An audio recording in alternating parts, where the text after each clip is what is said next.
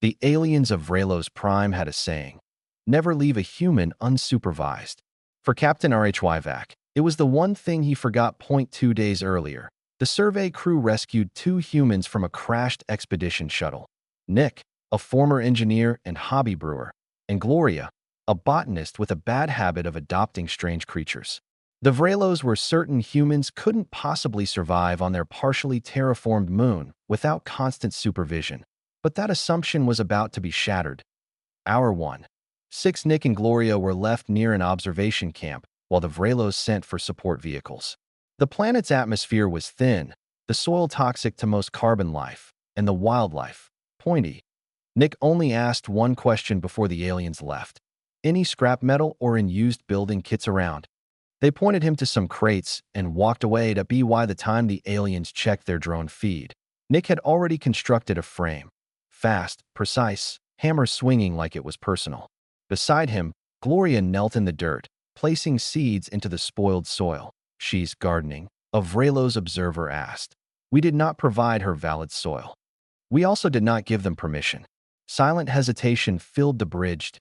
Hour 6. 12 A creature emerged, small, round, covered in quills. It waddled toward Gloria, sniffing. The alien surveillance team panicked. That is a scurret. Highly aggressive. Toxic spines. Gloria smiled, offered a shiny button from her jacket. The scurret chirped and followed her like a baby duck. She has domesticated a Vrelos predator. In 30 minutes, that's not possible. Meanwhile, Nick studied local fungi and roots. He crushed them, mixed them, boiled them. The aliens zoomed in. Is he brewing? Fermented bubbles rolled through a makeshift barrel. The drone audio picked up Nick humming.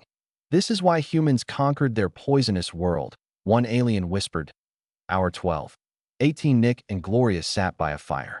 The greenhouse walls were now fully assembled, sheets of thermal polymer shimmering beneath alien starlight. Gloria used strange red leaves she'd purified to feed her scurret, and now 3 more had joined. Nick raised a wooden cup. To progress, he said. Gloria clinked her own. To making the best out of crash landings. The scurrets chirped approvingly. The aliens stared. Sir, they formed a pact bond with a dangerous species. And built agriculture.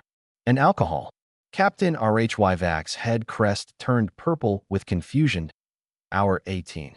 24 The greenhouse glowed with bioluminescent vines Gloria introduced, filtering the soil into dark, rich earth. Nick carved irrigation channels with a shovel welded from scrap. A rain-catch system rose above like a miniature tower. Humans aren't adapting.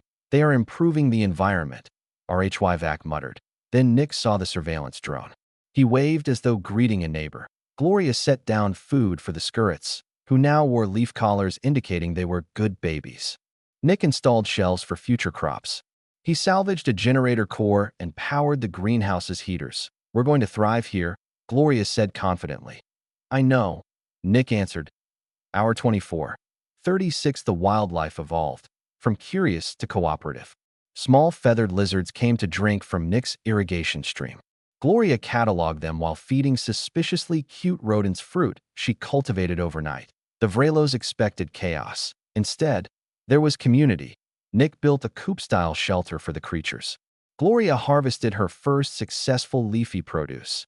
Alien kale, she called it. The aliens argued aboard their ship. We must intervene before they destabilize the ecosystem. Or perhaps they are stabilizing it. Impossible. This moon is hostile. A new alert flashed that Nick's brewery container was fermenting aggressively. Alcohol content, dangerously high. Nick danced excitedly around it. The aliens collectively winced. Hour 36. 48 The greenhouse was completely self-sustaining. A fence was built. Domesticated scurrets patrolled like guard dogs. Gloria wore a cloak of woven leaves, regal as a queen of pioneers. Nick added lanterns, a rainproof patio, and a chair swing. He modified the generator to power lights and music. They were not surviving. They were living. When Captain RHYVAC finally landed to retrieve them, his squad approached carefully, shields raised, weapons on stun. The scurrets growled in warning. Gloria snapped her fingers. They sat immediately.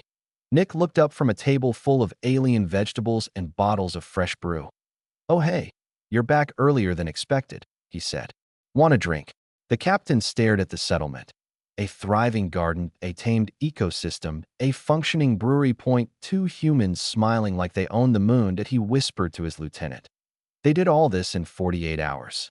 Nick and Gloria both frowned. 47, actually, Nick corrected. Plenty of time to add a workshop. And a petting zoo, Gloria added cheerfully. The Vrelos soldiers exchanged horrified looks. Later, on the return ship, the official report was filed.